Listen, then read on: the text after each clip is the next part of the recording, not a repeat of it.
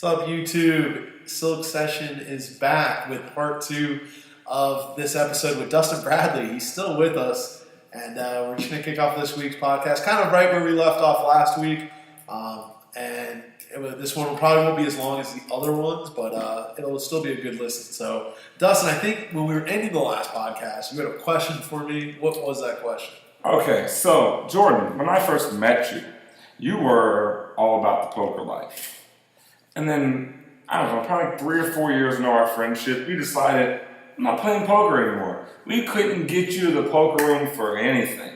We could try to put you in, we could offer you drinks, whatever. You just would not show up to the poker room anymore. And we just want to know why. Like, even on the weekends, when you weren't working, you just wouldn't do it. And we want to know what happened on that hiatus. Were you going through something? What was going on there? Well, I'm not a pussy, so I don't mind answering all kinds of questions here. Unlike Yes. Top 5. And I don't have to worry about Danny Lee trying to box me, so I can call him out. You don't. You're right. You're absolutely right. So, that's a good question. Realistically, what happened is I've been playing poker. I know you said you've been playing poker since you were like 13. I've been playing poker since I was about 15. And I've obviously played a lot of poker over years. When I first started playing poker, I never played table games. And believe it or not, when I first started playing poker, I never tilted. I could take the worst beat you've ever seen, and it wouldn't faze me. It would be absolutely nothing to me. At some point here, obviously when the limits changed in Florida, I was playing live a lot more. It was fun. There was being in the room, meeting new people. Everyone was terrible. People were just giving money away. It was cool. But I got introduced to table games, which definitely kind of changed my mindset on how I introduced you to table games. Was it one day a week? No, actually, Daniel wasn't a big Daniel wasn't a big table game guy either. Actually, I think we kind of got introduced to table games at the same time. I at this time I would take maybe a trip to Vegas once a year at that point with a different group of friends. But we pretty much played poker. Well, some of us played poker. Some of us did play table games. But aside from playing a little bit of blackjack here and there, I stayed away from table games. I didn't know how to play Pi Gal. I didn't know what fucking roulette. I didn't know how to play roulette. I didn't know how to play 3-card poker. All that crazy, stupid table games. Just your world just opened up. It was just poker. And then, once I got introduced to Pi Gal, that was the first table game that I kind of got introduced to. And one of the dealers at Silks, Christine. I remember this day exactly. Christine introduced us to Pi Gal. We were at the Hard Rock. And she was like, "Oh, you guys have never played Pi Gal? Come check it out. It's really hard to lose a lot of money in Pi Gal." That's what she told us. Well, we've learned that that's not true. Multiple people in this room have, actually. There's been thousands and thousands of dollars lost between the three of us in this room from Pi Gal. I've seen people go back to their apartment, get more money, and go back. Me too. I've seen that too. I've seen people go with a shit ton of money and just blow it all at Pi Gal. With the big earrings. I've seen that too. So, that statement is just inaccurate, that it's hard to lose a lot of money in Pi Gal. It's really not that hard. It's really not. We got introduced to Pi Gal, and I kind of liked it. It was fun little game, And then, for those of you who don't know, Pi Gal, you're just supposed to push. Like, you're supposed to just sit there, bet a little bit, drink, just have a good time. But the way that we played, that really didn't happen. Correct. That really didn't happen at all. We're playing pretty big. Pretty big. What's your biggest bet? Ever? In Pi Gal. Yeah, for one hand, I bet $3K twice. Daniel, what's your biggest bet in Pi Gal? A couple hundred. Or maybe 10,000. One of the two. It's somewhere in between there. We'll just put it that way. It's, it can get big. So we got introduced to that game, and then what happened was I started hanging out with Daniel a lot. I started hanging out with another one of our good friends, Vaughn, who we will maybe get on the podcast here in the next couple of weeks. He wants to come on. Vaughn's a good friend of ours. We would literally go to the Silks at night, play from, maybe 9 at night till like 1 in the morning. And then we would go to the Hard Rock till about 2 a.m., till about 4 or 5. And when we're at the Hard Rock, we're not playing poker. We're at the Hard Rock, we're grinding gal. And for the most part, I limited my bets to $20 bets, $40 bets, max $60 bets. And it was fine. You win a few hundred, maybe lose a few hundred. No, the first few sessions went great. First few sessions were fine. Now we started doing this regularly. That's where they get you. That's where they get you. I started losing a lot of money actually regularly. but it still wasn't really affecting me playing poker. I was like, I'll still play poker, it's no big deal. Then the table games got brought into the poker room. That was the big problem here. These table games like 3-card poker, ultimate Texas Hold'em poker, all this crap gets brought into the room, and now we've got a problem. So here's the issue. I used to be able to play poker all the time, take beats, no big deal, shake it off. It wasn't an issue. Now the slightest things are bothering me. Now, all of a sudden, I get, 2-houred, now I'm really pissed. I used to be able to take a pretty big loss and just move on and go home, come back the next day. It's no big deal and I can get it back. Now I'm taking a very small loss and I'm saying, fuck it. I'll just go to the table games and get it back. Because that's the kind of mindset I was in. It was just a very terrible a very bad mindset that, hey, I lost a couple $100 playing poker, which is nothing. I'm going to go to the table games and just get it all back. Well, that last another 600. That couple hundred turns into a couple thousand. And it's like, before you know it just starts to add up. And at that time, I wanted out of the gambling world. So I was just like, dude, I can't even be in the poker room because even if I take a loss playing poker, I'm going to want to play 3-card. I'm going to want to play Ultimate Texas Hold'em. So I'm like, this is just something I just got to stay away from. So I stayed away for a while. But then when I came back to start gambling, I pretty much just played the table games. Like, I didn't even come into the poker room to play poker. This is true. I would just play 3-card, but it was fun. So what happened in between? So now we're establishing the timeline here. So you went from really playing poker and not caring, introduced the table games, starting to get tilted. Now nothing but table games. Yeah. There was a point where we went to Vegas one time, and if I remember correctly, you were Mr. Grind It Out, Mr. Discipline. Correct. That was somewhere in between there. Yeah. So why'd you have that mentality out in Vegas, but you couldn't do it here at home? So when you say grind it out, you meant I was grinding the table games, correct? You were, yes. Yes. I witnessed it. Now, the difference is my mindset when I'm in Vegas is I don't want to hit the ATM. That's my goal. I bring a certain amount of cash and I'm willing to gamble, and we don't want to lose this in the first day or two while we're out there in Vegas. But theoretically, you could take the same game plan and here. It doesn't work at Silks, no. Because, I'm always able to go back to the Silks. I'm always able to get more money and just go back and do stupid shit. So when you're in Vegas, it's like, hey, goal's just to not to hit the ATM. So I budget money when I'm in Vegas. I'm like, hey, I can lose $600 this day and it'll be fine. So if I go up and I'm playing a table game, I win a couple hundred, hey, just take the couple hundred win and move on. That just adds to the more of a bankroll that I can play when I'm out there. But yeah, the table game aspect was just more exciting to me than poker. So after we came back from Vegas, I would come into the room occasionally and just play table games just because it was more exciting to me. I didn't feel like grinding it out, having to fucking put in time. So the rush of the table games got you over the long grind of an actual card game. That is correct. That's pretty much what happened. But I will say, which kind of changed here recently, obviously, is I had to play poker in order to make money to go through a certain stint of time where I did not have a job. I worked at Laser Spine Institute. Unexpectedly, they shut down while I was there. So unexpectedly, I didn't have a paycheck. So somebody decided to put me in, and when I'm playing with somebody else's money, this is actually a really good thing for me.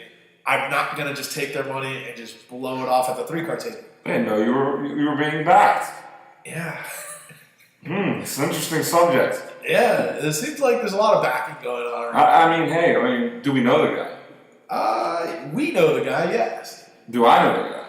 Yeah. Okay, I think I know who it is. So we won't say his name. We won't say their name, but he might be on the podcast one day.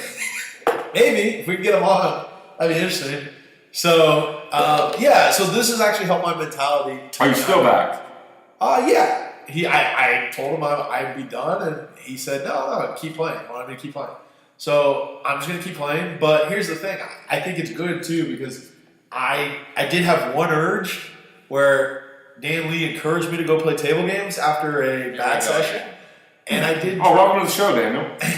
And I did drop about $1,200 after before he goes any further, I just told Jordan, our table broke one night. It was a Wednesday night, I remember this specifically. I was down $200-$300. Jordan was literally down $50. I told him, I'm going to go to the carnival, play some games, feel free to do whatever you want. He took that as, let's play together. So I go over there, and he gets within like literally $5 of like his goal. But then that -5 for the day You gotta go for turned it. into Can't just take it -1200, and it got so bad that I actually had to lend him money. So I mean, I got even that night, but I actually lost it all back the next day. I'll be honest, I was pretty bitter that Daniel got even too. Like just how you're see, bitter at our see, successes. I was bitter that moment that you got even. Well, I lost. So he lost 1,200 that day. I lost 1,200 the next day. So it kind of evened out, except for the fact that he got it all back and I lost it all still. But I had no influence on him making the decision that he did. So, are you back? No, I mean I'm working again, so I work more. But you're still playing poker. Yeah, I mean I'll still play Friday nights. There's a good chance you'll see me at the Silks. I see you during the week. You might see me on like a Monday or a Wednesday or something during the week. So you'll see me maybe 2 or 3 times a week. So you're like officially out of retirement. Somewhat, yes. What do you mean somewhat? You either are or you aren't. Like, I will say- is the kid back in the game? I will say this. I'm actually getting really tired with these night sessions because I'm up so early and then I'm playing pretty late in the night. The days where it's at. It's kind of been a little tough. So, this Friday, and I didn't play last Friday because I was coaching, but just the nights, they're getting a little tough to play late in the nights just because of my schedule. So I don't know. I'm going to have to try to change it up on what hours I play, when I play, and see what happens. What is that you see there, Dustin? I don't know, May 15th, on Wednesday, May 15th. Oh my God. Ocean Prime with a certain someone from the Silks at 7:30 p.m. How'd that go, Daniel? Yeah, so now that we're off of... I took my mom for Mother's Day and we had a great time. Oh, Mother's Day on May 15th. Okay. I always celebrate a little early. That's not your mother's name. No, but it is. Oh, I thought your mother would have like an Asian name. I didn't think it'd be that. Irene is, pretty American. Yes, I agree. You don't want to talk about this incident. I mean, there's nothing to talk about. We had a nice dinner and that was it. What was it? No movie? Did you hold it? Did you get a kiss? Why would I kiss my mom? Why would I take my mom to a movie? And why are you guys making this so weird? I thought we were talking about Jordan and him being back in the game. I forgot that one. Oh man, I don't even know what to say at this Neither point. do I. See, you. I mean, this is an interesting topic, though. I mean, I agree. I think we should roll with it. What do you think, Jordan? If we can use a code name for this person, we might be able to find some details. All right, what do you guys want to know? I'll tell you. I'll tell you as much as I can. Code word. Without forget the code word. Forget the name. Just what do you want to know? But the people want a code word. All right, we'll just call this person. Horses in the back. Alright. we'll just tell the audience that Dan Lee went on a date to Ocean Prime on May 15th. God. At 7:30. Were you on time? I just want to know, did you pay for the dinner? Of course, I paid for the dinner. Because, listen, it's not like, listen. I may be cheap, and you guys know that. I'm thinking of a time in Vegas where we were at a buffet. I'd rather talk about that than this. Well, we But we're going to go back to that. Go on, go ahead. So how did the date go? Let's hear it. It wasn't really a date, it was more like a hangout. We went, me and this Did person. you hang out at Ocean Prime with females? Me and this person went to dinner. We were there for a few hours. We had a nice I don't know about meal. you, Jordan. We had a nice conversation, and that was that. I'm not bringing any female to Ocean Prime for a hangout. Well, hey, you're a different man than I am. I don't know, maybe. Maybe. So you hung out and... And yeah, I mean, Did you walk into her car after? What happened? I'm a gentleman, bro. I do all the gentlemanly things. I open the door for her. I walk into her car. I pay But you were just hanging out. I thought it wasn't a date. It doesn't have to be a date for you to be a gentleman.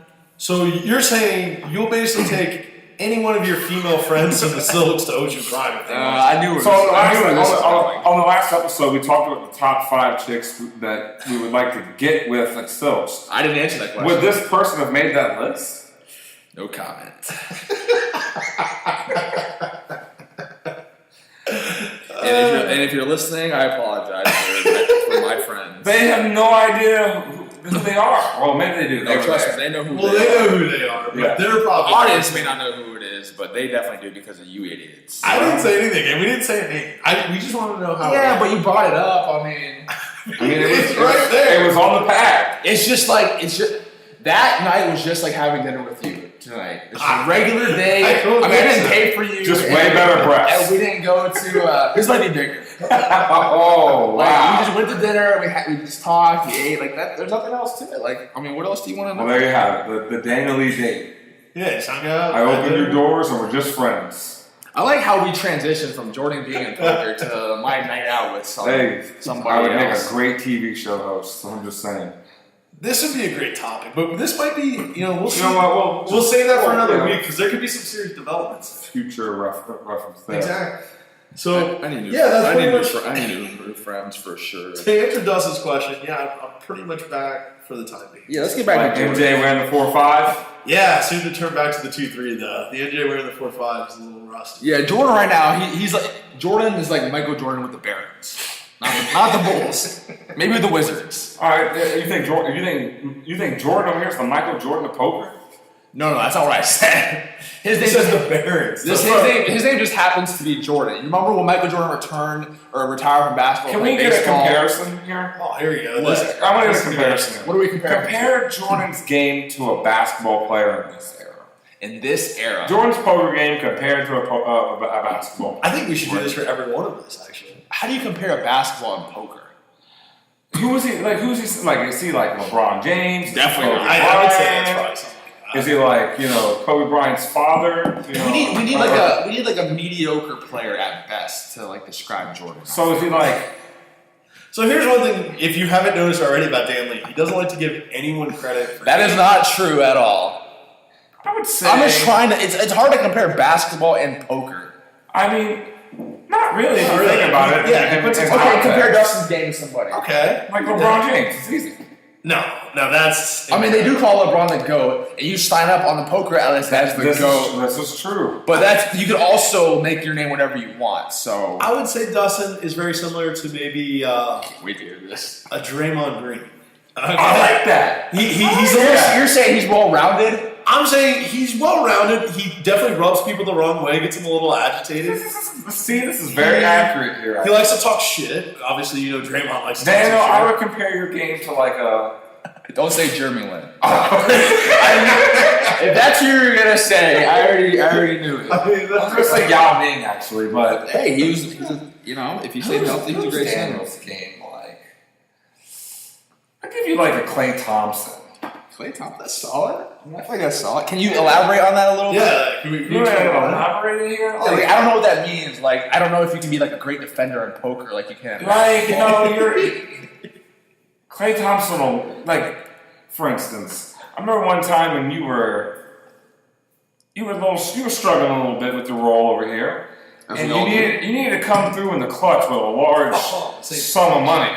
And you did.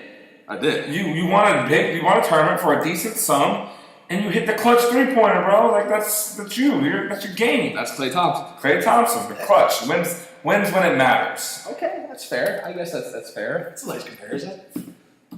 Jordan. Yeah, what's Dustin Jordan. Bradley's? Where's my comparison? Like Jordan Pratt. Who's Jordan's Pratt's game like? Steph Curry? No, Like- it's not Steph Curry. Like maybe Seth Curry. Not Wow,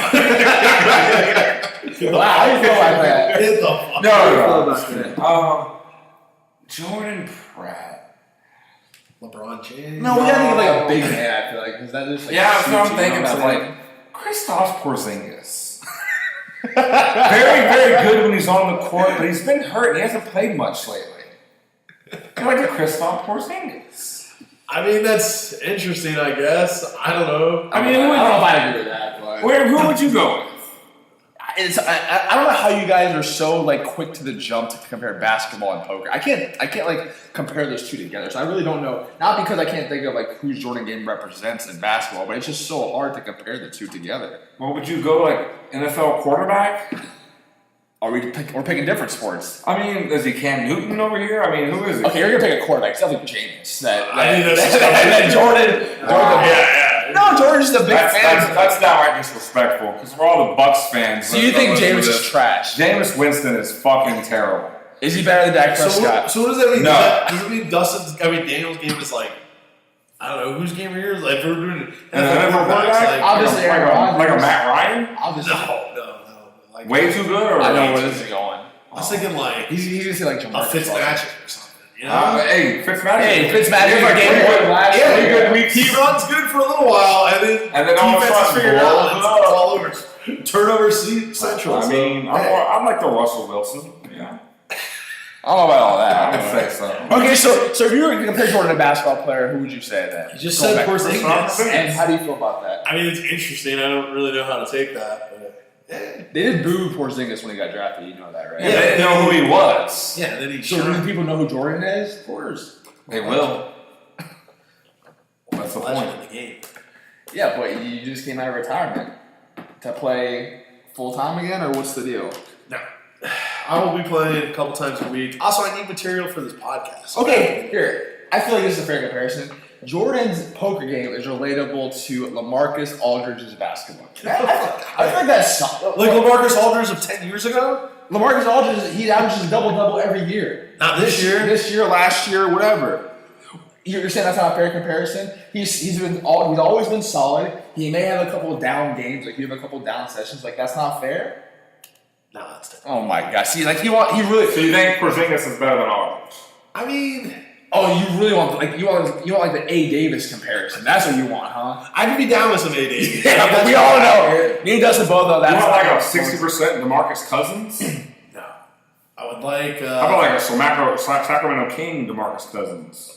like a Kobe in his prime. See, you can't have this conversation. You know what I'm saying? Listen, there's nobody in the room Look, that's Aldridge Kobe this in the year, 21 points, 9 rebounds. That's Yeah, so solid. double-double. Okay, it's solid though. You play solid. Or do You're not even averaging $21 an hour, I bet. I'm averaging $45 an hour, pal. Wow. Yeah, that's relax. impressive. I call. I raise. You're raising. Yeah. You get any of your stats. Go ahead. No, Whatever I'm you going to want. pull it up right here. I like how you. So which one's worse, Aldridge or Porzingis? $40. Which one's worse, Aldridge or Porzingis? I don't know which one's worse. Like, are we talking current day basketball player? Yeah, I just told you his stats.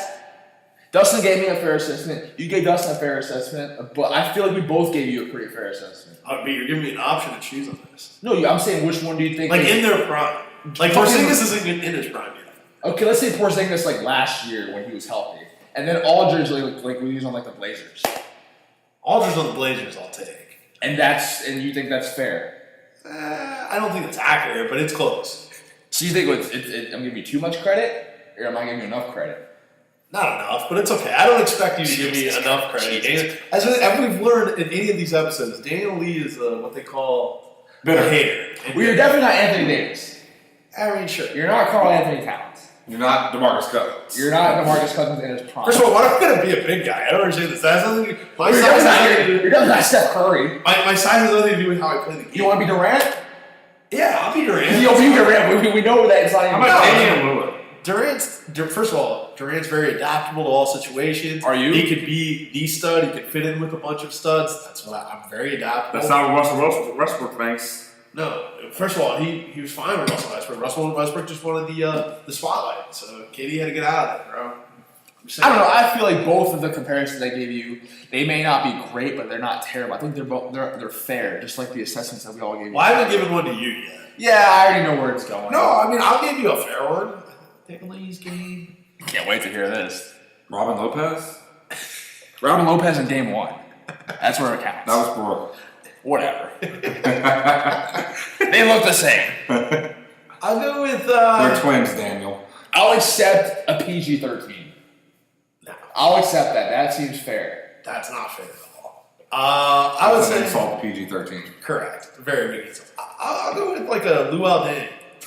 You know, Hey, he was sick on the Heat. Yeah, You can't have you say something mediocre about his game. He gives you like the fucking like the whammy bag. What are you talking about? That Luau Deng's solid. The last name attracted him to Dang. Like dang, I'm that good. Yeah, that's okay. You guys are clowns. But yeah, I'm glad I'm back in the game. I get to be entertained by you clowns or whatever. Let me ask you: is there anyone at the Silks that you don't like playing with? Like, is there anyone that you're like, But I don't want to play with yeah, that you don't want to play with? anybody that I would think is a good player. Exactly. That's what I mean. So, who is that person that you don't want to play with? Because I'll be honest, the Silks, as far as regulars are concerned, there's not a ton of people I don't necessarily want to play with. I like playing with everybody for the record. Honestly, if I had to choose like a player that I would, not that I don't like him or whatever. It's just I'd rather him not be at my table. It would be Matt. And that's just because you think he's a good player. He's a good player. Why would I want to compete with another player that I think is competent? Like if it was up to me, you go to the other table, I'm gonna sit over here. Leave me the hell alone. No, I agree. But that's not how it works out all the time. I mean, especially with the Silks, yeah. Because you always want to play at the better table, and I get that. But if I had my way, I could just no, go over there. That's not how it works. Yeah, I mean, there's no one I really don't want to play with. I understand what you're saying. Like you. No, there definitely is. Who, me? Oh, that's for a different reason. Yeah. I mean, that was better. I mean, because I don't mind playing with Matt. I mean, Matt pretty much stays out of my way. I pretty much stay out of Matt's way.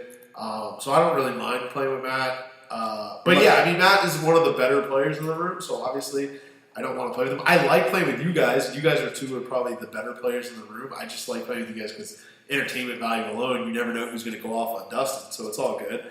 And Daniel, you never know how tilted he's going to be. Let's be honest here. The real reason I play why tight. Jordan wants to play with me and Daniel is because Jordan has what we call a three-letter word here. Right. Ego. I don't have any ego whatsoever. This guy has the biggest ego in the room, and it's not even hilarious. It's like he has to win a pot off of me and Daniel if we're in the same pot. He just can't even take it if he doesn't. I think that's inaccurate. I think I've mentioned in our group chat many of times, you guys have asked me to rank everyone in the group chat, and I always rank myself last.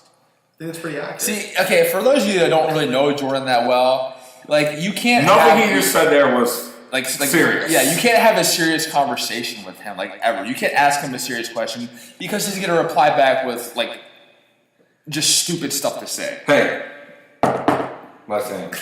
I mean, the thing is you guys have this preconceived thought about how I am, and I really don't have an ego. I mean, I can just let people win. Yeah, but we know you don't mean it. Like, someone will beat you in a hand. First of all, and you'll say, oh yeah, they played the hand great. When in reality, like, we know what nice hand means. We know what a knock on the table means. Like, we know what all that shit means. They pretty much just Hey, buddy. fuck off. first of all, I'm calling you a buddy or Yeah, when you pal. say the word buddy, you're asking for it. I just think, first of all, Daniel probably has the biggest ego I know. He can't give anybody any credit. You See how he's just like, I'm just saying, he's just like you just heard Dustin going in and a I different direction. give credit to a random player at this. You didn't let me go.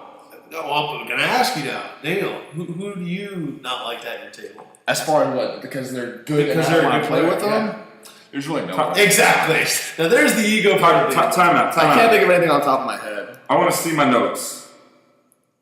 Notes for what? I saw my name. There's a lot of names in here. There's no notes. You're just in here. Click it. No, go to the notes. There's no notes. I want to read them on the podcast. This is the old app that you can't click. I just have names in here. You can't click notes. There's no notes. You used to have notes. I did, but that app does not work with this phone. I want to know what those notes said. There's no. Oh, what about you? Yeah, what did they say? What do you think they said? Well, according to what Jordan just said, it's probably terrible. I didn't say He didn't say anything about you. No, but you don't give credit. He doesn't give any. That's what I'm saying. Terrible player. Raises all the time with shit. I'm not talking about Phil. I'm talking about you. Oh, wow. Wow, Phil. Wow, Phil. That was an unnecessary low blow from Daniel Lee. To the GOAT. Phil Pt.2, or whatever your last name. That would be a cool last name as well. I mean, Pacheco works as well, but Pachichio we go with fucking. I mean, it's just hard because I'm looking through my. For those of you who don't know, I take poker very seriously. I keep notes, I keep tabs and everything. And in my poker app that I use, I have what they call tags, which is pretty much just a list of players. It's like a black book for poker players that just everybody I play with. And it's really hard to just find someone in here that plays like okay. Let me go into detail about what he means being very serious and he keeps track of everything. He keeps track of every dollar he tips. What does that have to do with anything? How serious you take it. Exactly. So you should know that this isn't just a joke. Like this is all like the real deal stuff here. Do you think that the dealers at Soaks see you as a good tipper? Oh, Absolutely not. I already know the answer to that. They fucking hate when they have to go to Daniel's table. I mean, I've been better than I was, let's say, like 3 years ago, but it's still obviously not the greatest. I would love. I also don't tip people based on how attractive they are, like some people that I know do. But I'm just saying that's Hey, might get him somewhere. Exactly. not when they're married and have no interest in you at all. I'm just saying. Hey, she might have hit me up. We might have made it happen. No, All right, that's a call. It's an instant Okay. call. Good call, sir. Just call the bluff. Good call, sir. Your first call was bullshit. I win that game. This one is definitely a good call. So let me ask you guys, we'll end this episode here on another top 5. Now this top 5, I've been told that all parties will answer. Since last week, I was the only one that answered the top 5. I'm down to answer I'm this the only top one five. that has balls, apparently. It has nothing to do with balls. It's just, Yeah, Daniel's being a bitch. But it's all right because if you were here, we already know that one of the top 5 on Daniel's list is on his calendar. You know what? I don't even remember the question that you asked last episode. I'm we, sure don't need you to, we do. don't need to get into that. So, What do you mean on May 15th? yes, on May 15th. That's what I May 15th, 2018, yes. Yeah. So we'll start with Dustin, our guest here. Give me a top 5 moment, your number 5 moment that you've experienced at the Silks. It can involve you, or it could be something you witnessed. What's your number 5 moment at the Silks? Number 5 moments. Wow, this actually is kind of tough. I know what 1, 2, and 3 are. 4 and 5 I've been thinking about. So there was this one particular time where one of our, I call him a legend though, because he is. Let's just face it. Everybody knows who Tip. Everybody knows who Tip is. Yeah, Tip. And he is just an absolute legend. Well, one particular night, and if you don't know Tip, this man can pound beer. Like, I don't know, how many do you think he drinks in a session? 20, 30? He plays some long sessions, so yeah, he definitely goes through. I don't know 20 or 30, but he definitely He's going through. He goes through like 15. Well, so this particular session, he's getting kicked out here towards the end. No, he wasn't getting kicked out yet. He asked Rob a question for something. Rob, said something to him and went back to the cage. Well, Tip decides it's a good idea to take his half-drinking beer and throw it at Rob. And Rob just kicks him out, and Tip goes over and he grabs the beer and he drinks it as he's getting kicked out, and he walks on his way. That was definitely number 5. Tip there's a lot of good stories with Tip. Oh. Yeah, throwing a beer at Rob, who's the night manager at that time. Obviously that doesn't fly. Rob kind of understood that Tip was all messed up, didn't make that big of a deal of it, but that was definitely good. Number 4. Oh, Dan Lee, what's your number 5? Oh, we're all going 5. Oh, 5. All right, we're going to go 5 over here. Oh, we're all doing a top 5? Yeah, no, your number 5 moment now. My number 5 moment. It probably had to be the time that the guy got tased, because that's the first time I ever seen it. What happened was he was in a tournament with somebody, and he was obviously very intoxicated. The other guy was very sober, and they were just bantering back and forth, this and that. And just one thing led to another, and they just kept calling each other names. The guy that was drunk was being a little bit more belligerent than the other guy, so they kicked him out, but he refused to leave. He just kept walking towards the elevator, and then, I guess he had to get the last word, so he kept coming back and coming back. The security tried to block him from coming back. That didn't work. Next thing you know, I just see him on the floor, passed out.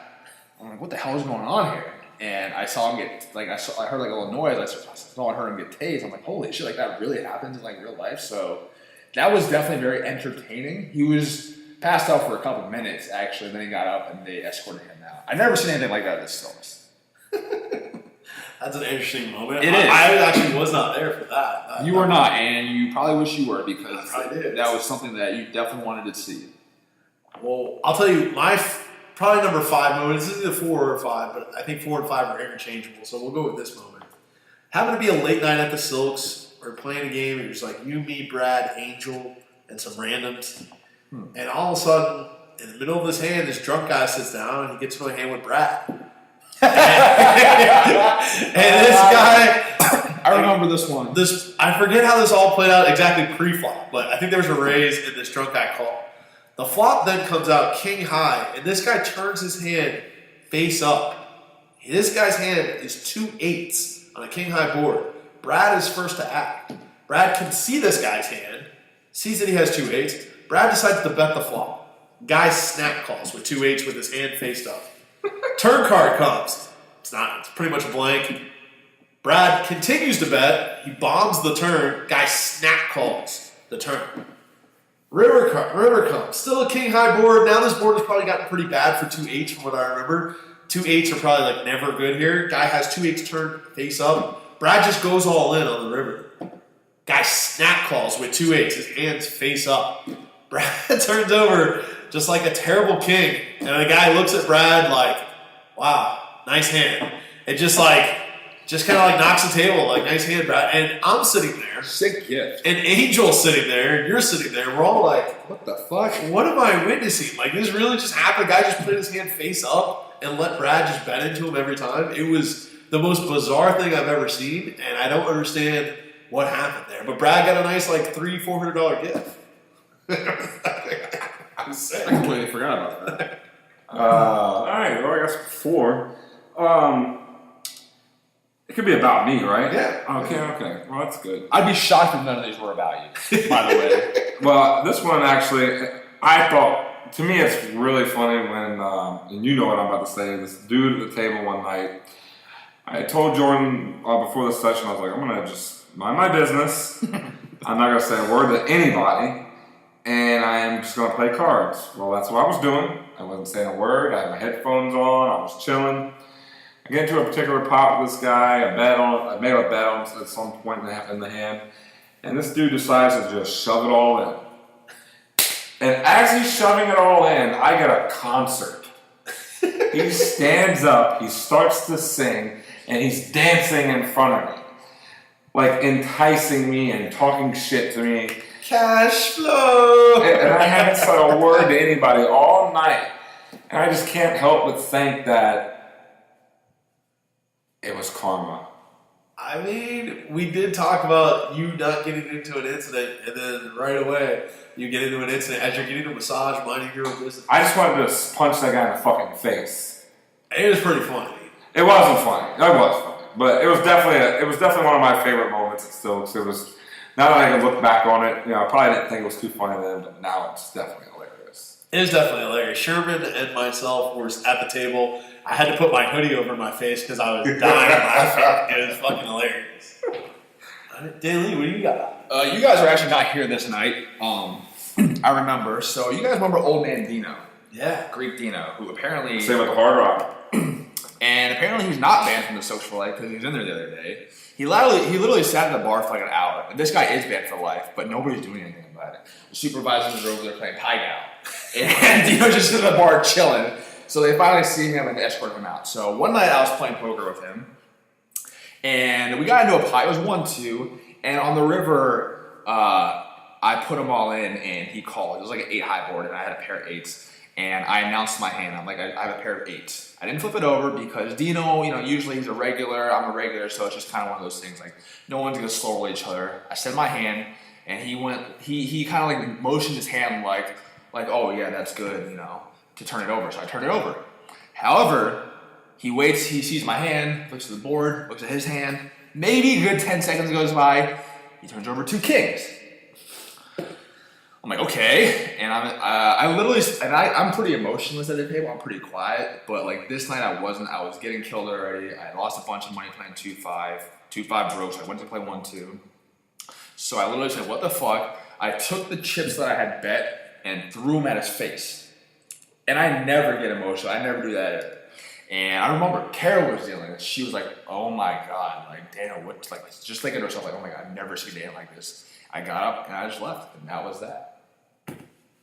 Hey, the slow roll from Dino is never fun. Slow roll from anybody's never fun. I've been there. That's also one of my favorite moments, but that's in the top tier, obviously. So, my next favorite moment, neither one of you guys were there actually. We were, I think like the next day we were headed to Vegas or something, but we were at the Silks, and Rob, who's the poker night manager, was actually headed to Vegas like after that shift.